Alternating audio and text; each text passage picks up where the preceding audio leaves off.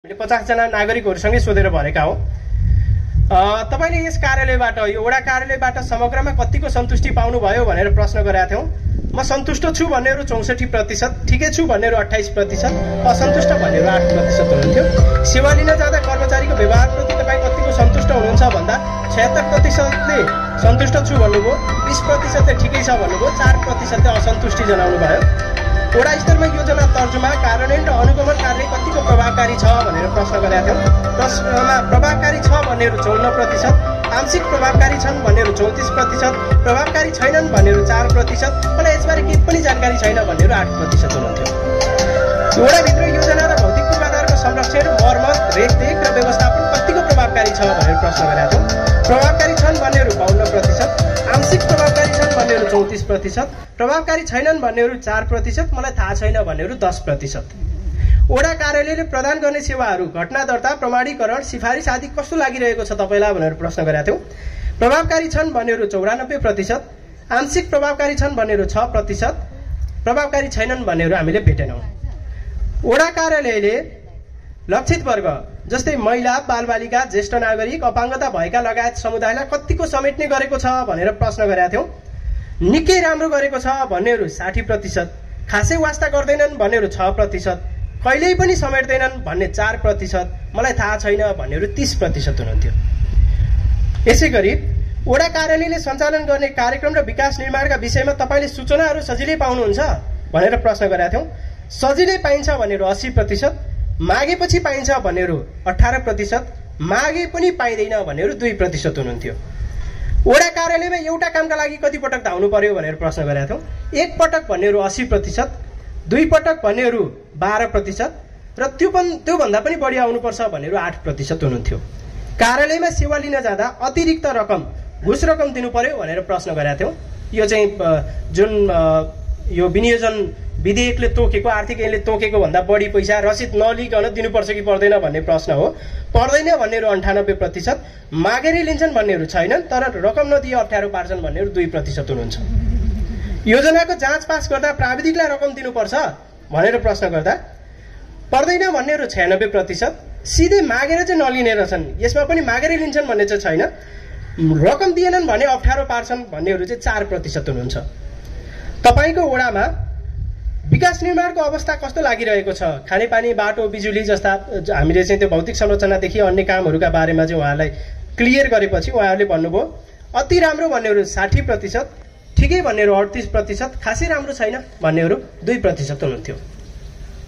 सञ्चालित विकास निर्माण कतिको प्रभावकारी र गुणस्तरीय छन् भनेर प्रश्न गरेका थियौ। प्रभावकारी छन् भन्नेहरु 78%, आंशिक प्रभावकारी छन् भन्नेहरु 20%, प्रभावकारी छैनन्, गुणस्तरीय छैनन् भन्नेहरु 2% हुनुहुन्थ्यो। कार्यालयमा भएको नागरिक बडापत्र र उजुरी पेटीका बारे तपाईलाई जानकारी छ भनेर प्रश्न गरेका थियौ। थाहा छ भन्नेहरु 62%, आंशिक जानकारी छ भन्नेहरु 2%, कुनै जानकारी छैन भन्नेहरु 18%। वडाका विकास निर्माण र सेवा प्रवाह बारे गुनासो वा सुझाव राख्दा कतिको सुनवाई हुन्छ भनेर प्रश्न गर्दा तत्कालै हुन्छ भन्नेहरु 44%, आंशिक हुन्छ भन्नेहरु 46%, जति भने पनि हुन्न भन्नेहरु 10%। वडा कार्यालयमा सरसफाईको अवस्था कस्तो छ भनेर प्रश्न गरेका थियौ। राम्रो भन्नेहरु 94%, ठिकै भन्नेहरु 6% हुनुहुन्थ्यो, नराम्रो हामीले कसैले पनि भन्नु भएन। वडा कार्यालयको भौतिक अवस्था कस्तो छ भनेर प्रश्न गर्दा राम्रो भन्नेहरु 50%, ठिकै भन्नेहरु 50%। तर रंगरोगन गरे हुन्थ्यो, अघि नै मैले भनिहालेँ रंगरोगन चाहिँ गरे हुन्थ्यो भनेर उहाँहरूले सुझाव दिनुभएको थियो। तपाई र वडा कार्यालय बीच तपाईको जनप्रतिनिधि र कर्मचारीसँग तपाईको सम्बन्ध कस्तो छ भनेर प्रश्न गर्दा सुमधुर सम्बन्ध छ भन्नेहरु 62%, ठिकै छ भन्नेहरु 36%, खासै राम्रो छैन भन्नेहरु 2% हुनुहुन्थ्यो। वडा कार्यालयमा यसअघि सार्वजनिक सुनवाई कार्यक्रम भएको थाहा छ भनेर प्रश्न गर्दा अचम्मै लाग्यो मलाई पनि यो रिपोर्ट हेर्दाखेरि 98% मान्छेले मलाई थाहा छ भन्नुभयो। यो सायद अब थाहा भएरै भन्नुभयो होला र मलाई थाहा छैन भन्नेहरु 2% हुनुहुन्थ्यो। वडामा भएका विद्यालयमा निशुल्क पाठ्यपुस्तक पाइन्छ भनेर प्रश्न गर्दा निशुल्क पाइन्छ भन्नेहरु 28%, पैसा तिरेर किन्नुपर्छ भन्ने कोही पनि भएन, खै मलाई थाहा छैन, मेरा बालबच्चा पढ्दैनन् भन्नेहरु 72% नागरिक हुनुहुन्थ्यो। यसैगरी वडाभित्र भएका स्वास्थ्य संस्थामा पर्याप्त औषधि र उपकरण उपलब्ध छन् कि छैन भनेर प्रश्न गर्दा उपलब्ध छन् भन्नेहरु 62%, आंशिक उपलब्ध छन् भन्नेहरु 34% र उपलब्ध छैनन् भन्नेहरु 4%। मैले अघि तपाईहरुलाई एउटा प्रश्न गरेका थिएँ कि वडा कार्यालयमा भएको नागरिक बडापत्र र उजुरी पेटिका बारे तपाईँलाई जानकारी छ भनेर प्रश्न गरेको कुरामा चाहिँ हामीले हिजो अस्ति वडा कार्यालयमा भएको उजुरी पेटिका पनि खोल्यौं र वडा कार्यालयले त्यसको मुचुल्का गरेको छ। आजका दिनसम्म एउटा पनि उजुरी त्यहाँ परेको देखिएन। त्यसैले म तपाईहरुलाई यो मञ्चबाट के आग्रह गर्छु भने तपाईहरुलाई के गुनासा प्रश्न चाहिँ जिज्ञासाहरू छन् भने ती कुराहरूलाई तपाईले उजुरी पेटिकाको माध्यमबाट पनि व्यक्त गर्न सक्नुहुन्छ। उजुरी पेटिकालाई पनि प्रयोग गर्ने चाहिँ तपाईले बानी बसाल्नु होला र नागरिक बडापत्र पनि छ। त्यहाँ नागरिक बडापत्रमा पनि तपाईहरुलाई कुन कामका लागि कति समय कसलाई भेट्नुपर्छ कति पैसा तिर्नुपर्छ भन्ने कुराको सबै फेरिस्त राखिएको हुन्छ। त्यो राखेको कुरा हेरेर तपाई कार्यालयभित्र छिर्नु भयो भने तपाईलाई यस्ता यो चाहिँ दुःख दिने नियतका कामहरू अनि त्यसपछि तोकिएको शुल्क भन्दा बढी तिर्नुपर्ने शुल्कहरू रहँदैनन्। त्यो तिर्नु पर्दैन। म यो तपाईहरुलाई जानकारी गराउँदै यो दुईटा प्रतिवेदन तपाईहरुमा आज मैले प्रस्तुत गरेको छु र अब हामी सार्वजनिक सुनवाईको चरणमा प्रवेश गरेका छौं कि अघि वडा कार्यालयले गरेका कामका बारेमा हामीले निकालेका जुन यो प्रतिवेदन छ प्रतिवेदनका आधारमा पनि तपाईहरुलाई के प्रश्न गर्न मन छ भने अब प्रश्न गर्ने बेला सुरु हुन लागेको छ। तर त्यो भन्दा पहिला कार्यविधिले तोकेको एउटा आचार संहिता छ। म आचार संहिता पढेर तपाईहरुलाई सुनाउँछु। यो अनुमोदन तपाईहरुले गरेपछि हामी खुला छलफलमा सहभागी जनप्रतिनिधिहरू कर्मचारीहरू लगायत यहाँ उपस्थित सम्पूर्ण आमा बुवा दाजुभाइ दिदीबहिनीहरुमा सर्वप्रथम वडाको तर्फबाट र मेरो तर्फबाट असार 15 को उपलक्ष्यमा आज 14 गते भोलि 15 असार 15 को उपलक्ष्यमा हार्दिक मंगलमय शुभकामना व्यक्त गर्न चाहन्छु। हामीले कहीं कतै गल्ती गर्यौं होला, कहीं कतै हाम्रा कमजोरी भए होलान्, त्यसका लागि यही ठाउँबाट उभिएर हजुरहरुसँग क्षमा याचना माग्न चाहन्छु। कहीं कतै हामीले हजुरहरुको काममा कहीं कतै ढिला भयो होलान्, कहीं अवरुद्ध भयो होलान्, कहीं कतै कानूनले नदिएर हामीले गर्न सकेन होला। त्यसका लागि तपाईहरुसँग फेरि पनि एकपटक क्षमा याचना मागेर अगाडि बढ्न चाहन्छु। र हामीले पोहोर साल थुप्रै हजुरहरुका गुनासा राय सुझाव दिनुभएको थियो। त्यसलाई मध्यनजर गर्दै हामी अगाडि बढेका छौं। आज पनि त्यही मध्यनजर गर्दै हामी कति ठाउँमा पुग्न सकेन होला, कति ठाउँमा हाम्रा गल्ती भयो होलान्। आज त्यो ठाउँलाई सच्याउन दिनुहुन्छ भन्ने हामीले आज यो सार्वजनिक सुनाई गरेका हौं र हामी जनतासँग यहाँ 13 नम्बर वासीसँग उत्तरदायित्व हुनुपर्छ, तपाईहरुसँग सँगै हुनुपर्छ भनेर अगाडि बढेका छौं र भोलिका दिनहरु पनि यसरी नै सँगै अगाडि बढ्ने छु भन्ने यहीबाट प्रतिबद्धता जनाउन चाहन्छु र आफ्नो पोहोर साल हजुरहरुले दिएका केही कुराहरू प्रतिबद्धता जनाएको यहीबाट कार्यक्रम अगाडि बढाउन चाहन्छु।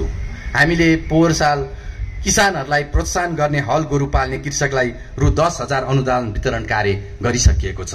त्यसैगरी वर्षै पछि डुबानका लागि हामीले क्षति बेग्नु परेको काउखोला डुबान क्षेत्र बाढी नियन्त्रणका लागि काउखोला तटबन्धन कार्य अगाडि बढाएको र बहुवर्षीय योजना अनुरूप कार्य भइसकेको हजुरहरुलाई जानकारी गराउन चाहन्छु र अर्को वर्ष यो कार्यक्रम समापन पनि हुन्छ र ठेकदारलाई हामीले ताकेता गरिरहेका छौं। अर्को वर्ष हामी जसरी नै भ्याउँछौं भन्ने उहाँहरूले प्रतिबद्धता जनाइसक्नु भएको छ।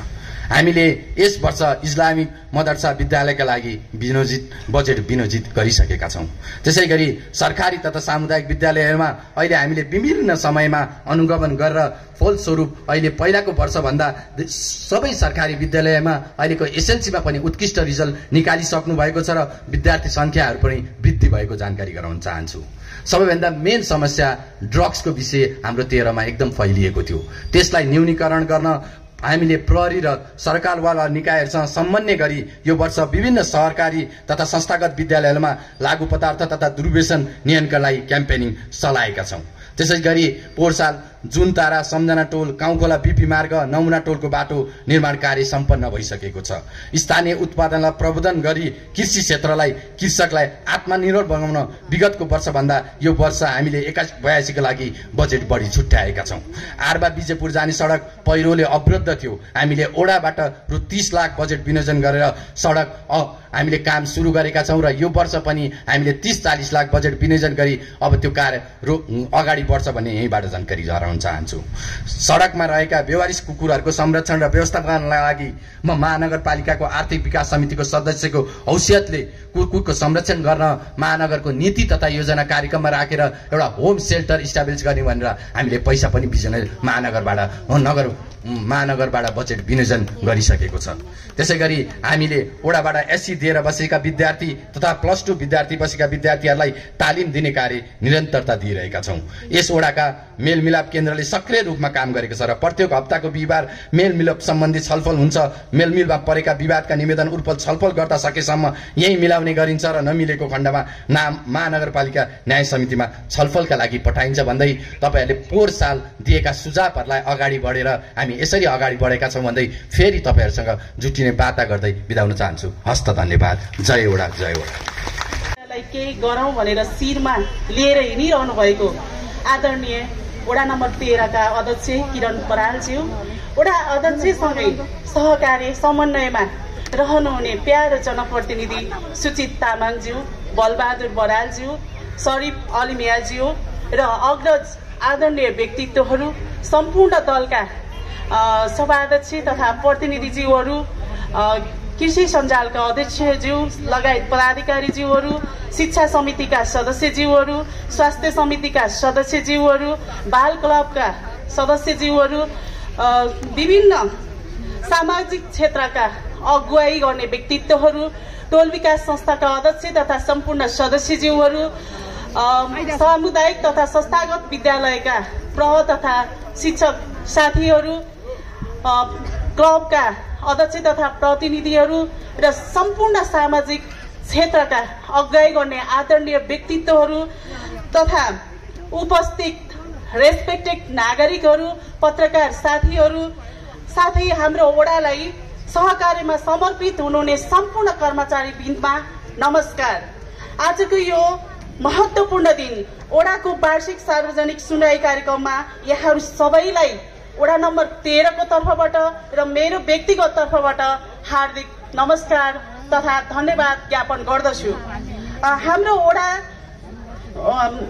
वडाको विकास, पारदर्शिता र जवाबदेहिताको यात्रामा सार्वजनिक सुनवाई एक अत्यन्त महत्त्वपूर्ण माध्यम हो। यहाँहरू जनताले उठाउनु भएका आवाज, सरोकार, सुझाव र मूल्याङ्कनले हाम्रो कामलाई अझ प्रभावकारी र उत्तरदायित्व बनाउनेछ, मद्दत पुर्याउनेछ भन्ने विश्वास लिएका छौँ। यो कार्यक्रम केवल विगत 1 वर्षमा भएका कामहरूको मूल्याङ्कन, लेखाजोखा मात्र होइन, आगामी दिनमा हामीलाई मार्गनिर्देशन पनि हो। यहाँहरूले उठाउनु भएका प्रभावकारी सुझावहरूले, प्रश्नहरूले हामीलाई थप उत्तरदायित्व बनाउने अपेक्षा लिएका छौँ, विश्वास लिएका छौँ। यो कार्यक्रम केवल 1 वर्षमा भएको लेखाजोखा मात्र होइन, आगामी दिनमा हामीले कुन बाटो समात्ने भनेर त्यसको मार्गनिर्देश पनि हो भन्ने विश्वास पनि लिएका छौँ। अन्त्यमा वडाको समग्र योजना सेवा प्रवाहमा जनताको सक्रिय सहभागिता, सकारात्मक सोच र साझा सहकारी आवश्यक छ भन्ने विश्वास लिएका छौँ। आजको कार्यक्रम यसैको सुन्दर उदाहरण पनि हो। यस ऐतिहासिक अवसरमा तपाईँहरूको उपस्थिति सरकारले हामीलाई अझ थप जिम्मेवार बनाउनेछ, इमान्दार बनाउन प्रेरणा दिनेछ भन्ने पनि अपेक्षा लिएका छौँ। पुनः यहाँहरूमा एकपटक आफ्नो समयको बावजुद पनि वडाको निमन्त्रणालाई सहर्ष स्वीकार गरेर यो 3 वर्षमा पनि यहाँहरूले हामीसँग हातेमालो गरेर समन्वय गरेर वडाको समृद्धिमा यहाँहरूले दिनुभएको साथप्रति वडा परिवार कृतज्ञता व्यक्त गर्दै र फेरि पनि यहाँहरूमा स्वागत गर्दै बिदा हुन चाहन्छु। हस् त, जय नेपाल। हामीले त्यही स्वरूप महानगरसँग एउटा कृषि महाशाखा छ, हामीले पहल गरेर हामीले केही न केही रकम लिएर आयो। 10,000 दियो, अर्को वर्ष 20,000 दिनु पर्यो भनेर उहाँले भन्नुभएको छ। अब त्यसलाई हामीले गर्न सक्ने ट्राई गर्छौँ होइन, र त्यसलाई अगाडि बढ्छौँ भन्ने यहीँबाट घोषणा गर्न चाहन्छु। र उहाँले भने जस्तै लाग्नु नियन्त्रणको लागि हामीले कृषि महाशाखाले पनि एउटा समिति बनाएको छ। कसरी गर्न सकिन्छ के रहेछ भने हामीले मार्न चाहिँ पाउँदैनौँ, त्यसकारण पनि उहाँलाई इको सिस्टमको ब्यालेन्स अनुसार कसरी गर्न सकिन्छ त्यही अनुसार हामी अगाडि बढ्नेछौँ यही भन्न चाहन्छु। आदरणीय अग्रज बुवा लालबहादुर बुवा यही हुनुहुन्छ। उहाँले गर्दा नै आज यो ठाउँमा आएर उभिएर बोल्न पाउँदा उहाँलाई एकदमै धन्यवाद दिन चाहन्छु। त्यसकारण पनि बुवाले मलाई धेरै कुरा जानकारी गराउनु भयो। उहाँको केही कार्यक्रम आउँदाखेरि उहाँको टोललाई समाजलाई जानकारी गर्नु, हामीले टोल अध्यक्षहरूलाई जानकारी गराइरहेका छौँ र टोल अध्यक्ष मार्फतै हामी जाने हौ। त्यसकारण अबको चोटि म हजुरहरूको टोलको अध्यक्षलाई विशेष गरी सम्पूर्ण घरधुरीहरूलाई भनिदिनु हुन म अनुरोध गर्न चाहन्छु। र बाजापाटन टोल विकास संस्थाको अध्यक्षज्यूले भने जस्तै 8182 स्ट्रिट नम्बर 15 100 मिटर त्यो गरिदिनु होला र ज्येष्ठ नागरिकलाई विश्राम केन्द्र भन्नुभएको छ। हामीले यो वर्ष बस स्ट्यान्डको लागि भनेर बसहरू बाटोमा जता पाए त्यतै रोक्ने, त्यसकारण बसहरूलाई कसरी व्यवस्थापन गर्न सकिन्छ, ठाउँमा हामीले बस स्ट्यान्ड बनाएर टोलसँग समन्वय गरेर एउटा विश्राम केन्द्रहरू बनाउने योजना बनाएका छौँ। त्यसरी नै हामी अगाडि बढ्छौँ भन्ने लाग्दछ र उहाँहरूको त्यो 8182 स्ट्रिट नम्बर 15 मा केही न केही हामी सम्बोधन गर्नेछौँ भनेर यहीबाट घोष गर्न चाहन्छु। सुनवाई कार्यक्रममा पालना गर्नुपर्ने आचार संहिता। सहभागीले बोल्नका लागि हात उठाएर संकेत गर्नुपर्नेछ। सहभागीले प्रश्न वा सुझाव के राख्ने हो पहिले नै स्पष्ट हुनुपर्नेछ। सहजकर्ताले बोल्ने संकेत गरेपछि मात्रै आफ्नो नामसहित प्रश्न वा जिज्ञासा राख्नुपर्नेछ। सेवाग्राही सहभागी नागरिकहरू धेरैलाई प्रश्न गर्न समय दिनुपर्ने भएकोले गुणागत रूपमा छोटकरीमा प्रश्न वा प्रतिक्रिया राख्नुपर्नेछ र सहजकर्ताले निर्धारण गरेको समय बितेपछि तत्कालै प्रस्तुति रोक्नुपर्नेछ। आफूभन्दा पहिलेका सहभागीले बोलेका कुरालाई दोहोर्याउन जरुरी हुने छैन। चित्त नबुझेमा सहजकर्ताको अनुमति लिएर थप प्रश्न राख्न पाइनेछ। सहभागीले बिना आधार, तपाईसँग आधार प्रमाण छ भने भन्न पाउनुभयो, नभए हुँदी बिना आधार कसैप्रति पनि लान्छनायुक्त भाषाको प्रयोग गर्न पाइने छैन। सुनवाईका वक्ता तथा सहभागीलाई उत्तेजित पार्ने वा बदलाको भावनाबाट भनाइ राख्न वा बोल्न पाइने छैन। सुनवाईलाई बिथोल्ने प्रयास कतैबाट भएको पाइएमा सबै सहभागी मिलेर शालीनतापूर्वक समाधान खोज्ने पहल गर्नु सबैको कर्तव्य हुनेछ र सुनवाईलाई विषयान्तर हुनबाट सबै सहभागी सचेत हुनुपर्नेछ। यो भनेको आज हामी सार्वजनिक सुनवाई कार्यक्रम यो चालु आर्थिक वर्ष 2081-82 को हालसम्म भएका प्रगति प्रतिवेदनका बारेमा र यसमा देखिएका अडचनका बारेमा हामीले प्रश्न गर्ने हो। आजका दिनलाई खास गरी योजना माग्ने दिनका रूपमा पनि धेरैले लिनुहुन्छ, तर योजना नमागिकन भइरहेका योजना कार्यान्वयनका विषयमा, सेवा प्रवाहका विषयमा तपाईहरूले प्रश्न राखिदिनुहोस्, जिज्ञासा राखिदिनुहोस् भन्न खोजेको हो। यसलाई कृपया थपडी पड्काएर अनुमोदन गरिदिनु हुनका लागि म हार्दिक अनुरोध गर्दछु। धेरै धेरै धन्यवाद छ यहाँहरूलाई। त्यस्तो भएको छैन भन्ने यहीँबाट म उद्घोष गर्न चाहन्छु। हामी आइसकेपछि हामी पारदर्शी हुनुपर्छ। यसरी खुल्ला तपाईँहरू हामी कति ठाउँमा पुग्न सकेनौँ होला, कति ठाउँमा तपाईँहरूको मन दुखायो होला, कति ठाउँमा हामीले तपाईँहरूको काम छिटो छरितो गर्न सकिएन होला, प्राविधिकका कारण कति गलत भयो होला। त्यसका लागि अहिले पनि मैले तपाईँहरूसँग क्षमा याचना मागेको छु। अहिले पनि म तपाईँहरूसँग क्षमा याचना माग्न चाहन्छु। कहीँ कानुन हुन्छ, कानुनभन्दा माथि कोही हुँदैन। त्यसका कारण पनि हामी तपाईँहरूको काम कति गर्न सकेका छैनौँ। त्यसका लागि पनि तपाईँहरूले बुझिदिनुहुन्छ भन्ने अनुरोध गर्न चाहन्छु। र म के भन्न चाहन्छु भने हाम्रा आदरणीय यहीँ हुनुहुन्छ सम्पूर्ण कर्मचारी 13 को कहीँ कतै तपाईँहरूलाई मन दुखाउनु भयो होला, कहीँ तपाईँहरूलाई गल्ती गर्नुभयो, कहीँ तपाईँहरूसँग रुखो बोल्नुभयो होला। त्यसका लागि वडाको टिमबाट म तपाईँहरूसँग क्षमा याचना पनि भन्न चाहन्छु।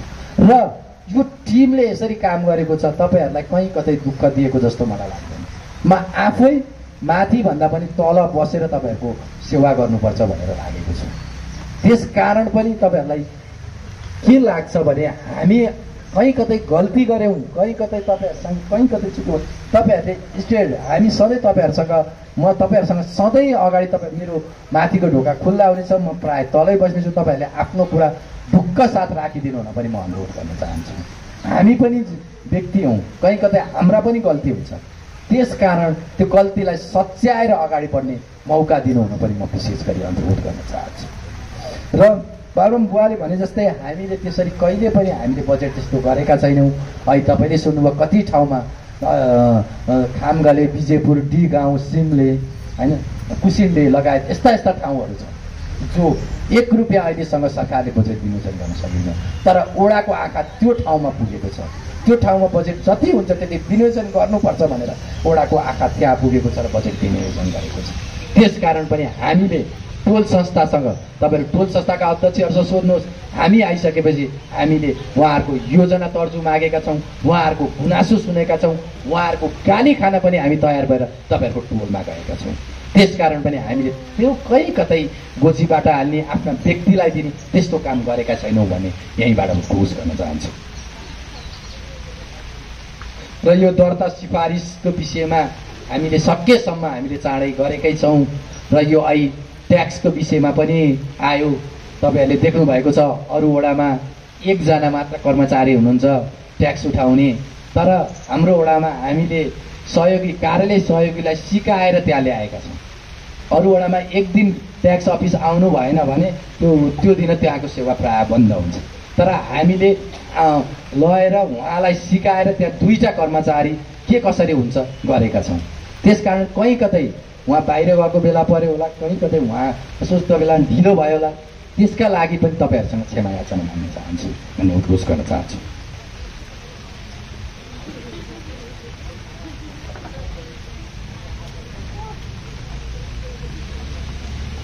अहिले अब अन्तिमतिर आइसकेको छ, कहीँ कतै जवाब कहीँ छुटेछ भने भन्नु होला। कमल पोखरी टोल विकास संस्थाका अध्यक्षज्यूले उठाउनु भएको जस्तो एउटा सानो बाटोको विषय छ त्यहाँ, अलिकति त्यसलाई हामी पहल गरेर अलिकति चाक्लो बनाउन पहल गरौँ। त्यसलाई म पनि त्यो ठाउँमा आउनेछु, तपाईँ म गएर घरधनीहरूसँग बसेर सल्लाह गरेर वडाबाट बजेट विनियोजन गरेर अगाडि बढ्नेछु भन्ने यहीँबाट उद्घोष गर्न चाहन्छु। र कहीँ कतै छुटेका भए यसको कुरामा म जवाब दिन तयार छु भन्दै केही कुरा भए राखिदिनु न। यहाँ उपस्थित फेरि पनि कहीँ छुटेको भए त्यो कुराहरू राखिदिनु न, म विशेष गरी अनुरोध गर्न चाहन्छु। पोखरा महानगरपालिका वडा नम्बर 13 ले कृषिमा नवप्रवर्तन ल्याउँदै विभिन्न मेला, तालिम र सहुलियत कार्यक्रम सञ्चालन गर्दै आएको छ।